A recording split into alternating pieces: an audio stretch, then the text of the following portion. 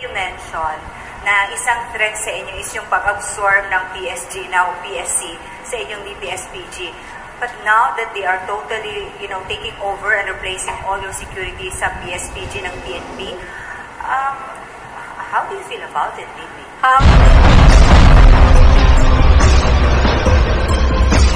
Question po, just very quick. Do you see yourself patching things up with BBM in the future? Do you see that happening at all? Well, I believe, ma'am, that we reached the point of no return. I really believe that we have reached the point of no return. And it is clear, ma'am, na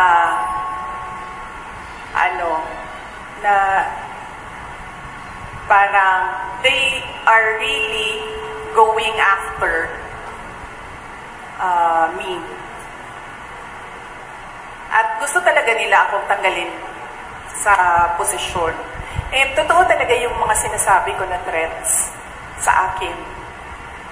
Bago pa man nangyari yung kaguluhan sa House of Representatives noong nakaraang Friday, documented lahat ng threats sa akin, sa Office of the Vice President personnel, and even sa aking family. So, gusto kasi mag-Vice President ni Martin Romualdez. At hindi niya alam, ayaw ng mga congressman at ng mga senador na mag-Vice President si Martin Romualdez.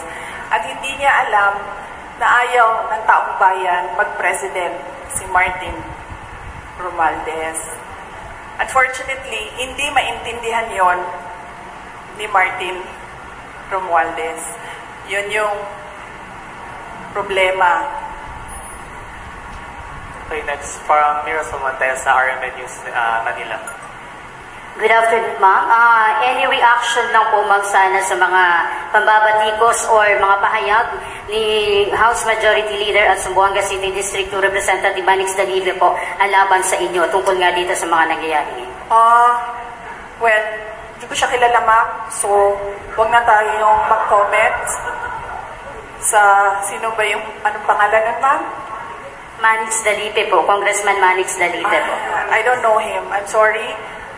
It's difficult for me to give a comment about something na hindi ko alam kung anong sinabi niya, sir, at hindi ko po siya kilala. Next, Sir Marco Polo of Brigada News Zamboanga. Good afternoon, Ma'am Sara. Maliban po doon sa lumalabas na plano ng higher house or House of Representatives para ma-impeach ka, ma'am, ano po masasabi niyo doon? Well, they can always try na mag-impeachment. They can always, gumastos at magwaldas ng pera ng gobyerno para i-impeach ang Vice President. Kung yan ba naman ang gusto nila, magwaldas naman ng waldas ng pera at pagtakpan ang kakulangan at pagsisinungaling ng administrasyon para lang hindi mapansin ng mga tao na maraming mga pangako ang napako ay babanatan at babanatan nila ako. And then they can try. And then let's see. Diba? If I get impeached, then that is my end. Tapos. Okay, thank you for that answer, ma'am. And for my last part, sa local front ng Zamboanga City and Zamboanga Peninsula, maliban po sa mga tulong na binigay niyo po tulad ng ayuda sa medical and other, ano po yung mga future na nakalaan po para sa Zamboanga Peninsula, lalo na po dito sa Zamboanga City? Apo, yes sir, thank you for the question. Nag-aantay kami ng final budget ng Office of the Vice President sa ilalim ng General Appropriations Act. Pero we are really not hopeful anymore kasi nakikita nyo naman kung gaano ka-intense yung gusto nilang pilayan ang Office of the Vice President. So we're not hopeful. kung meron mang budget, and then kung ano man yung maibigay na budget, pagkasya namin yung mga projects namin doon. Ang mangyayari nito, kunwari man, as an example, noon meron kaming 40,000 beneficiaries a year. Siguro we'll reduce it to 10,000 beneficiaries a year. Ganun yung mangyayari. Ida-downsize yung mga projects. That is if kung merong pera para sa projects. Kung wala naman pong pera para sa mga projects, ang maiwan lang ay pambayad ng sweldo ng mga tao, ng mga employees ng Office of the Representatives, then dapat kayo magreklamo, taong bayan. Kasi nagsusweldo kayo ng mga tao tulad ko.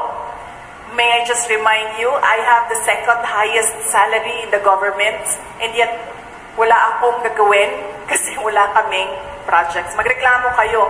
Bakit namin siya babayaran ng sweldo? Wala naman siyang project. Walang gagawin niyang babaeng yan. Hindi magtatrabaho yan kasi walang project. Diba? So yes, dapat kayong magreklamo niyan. Magbabayad kayo sa amin. Pero hindi kami magkakapagtrabaho dahil walang proyekto, walang budget. Last two questions. One from Mr. Joliver Arquiza. Yes, good afternoon po. Good afternoon po, Vice President. I am Joliver Arquiza from IFM News Zamboanga. Amidst all this, sa lahat ng mga nangyayari, sinasabi niyong harassment, yung ino-oppress kayo, and yet, nandito ka sa Zamboanga City, binisita mo yung Basilan. Oo. Saan po kayo umuhugot ng lakas as of the moment, Vice? Bakit patuloy po kayong lumalaban? Yes. Before ako pumunta dito, as you know, your former mayor in Zamboanga City, Ma'am Beng Limanco, is my friend, no? Exactly the same question ang tinanong niya sa akin kanina. Ako naman kasi, politiko ako. Yun din sinabi ko kay Ma'am Beng. Sabi ko, ikaw politiko ka rin. Ang dami mo ding pinagdaanan. Ibig sabihin, sanay kami sa ganyan ang mga politiko. So, ibig sabihin, hindi ka na nasa stress sa ganyan.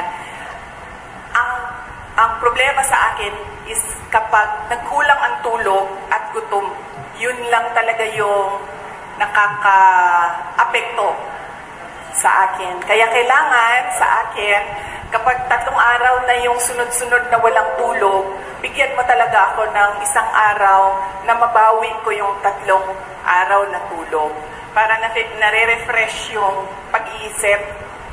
So, kung hindi mo ako pakainin ng say for 12 hours, dapat mo akong pakainin on the 13th hour. Otherwise, mainit na yung ulo. So, simple lang, sir. Kailangan lang ng tamang tulog at tamang kain. Yung all the rest, wala na yan.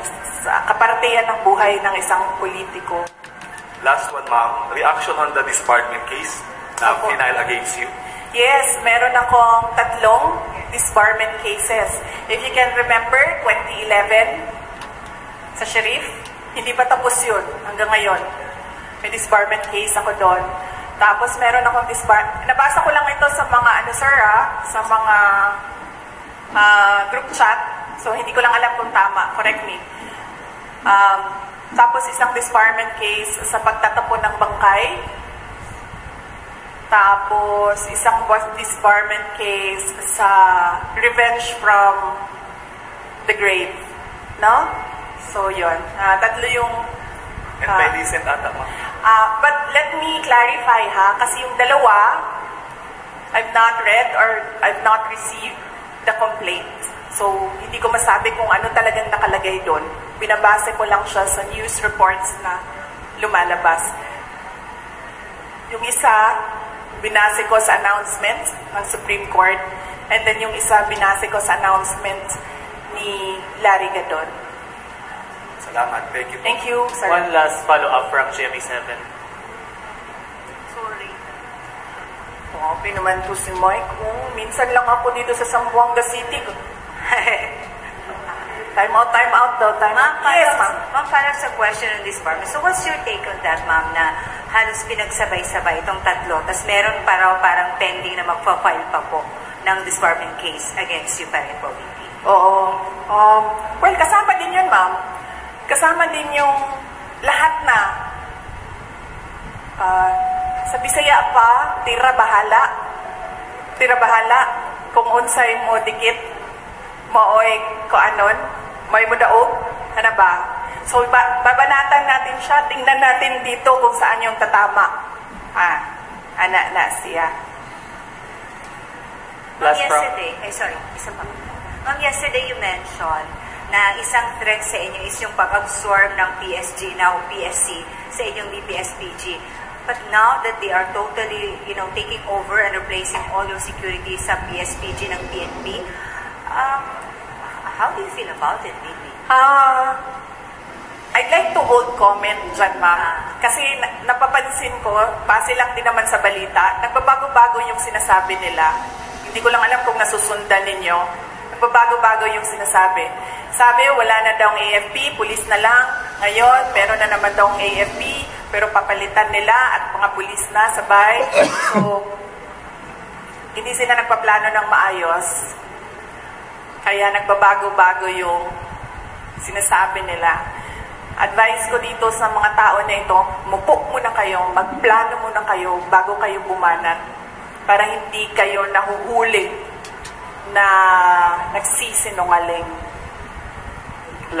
Sa katulala, Sara Dulavi of FEBC. Pag gumaganyan ba ako na aapektuhan yung sound? Okay. Good afternoon, VP. Since natanong na po yung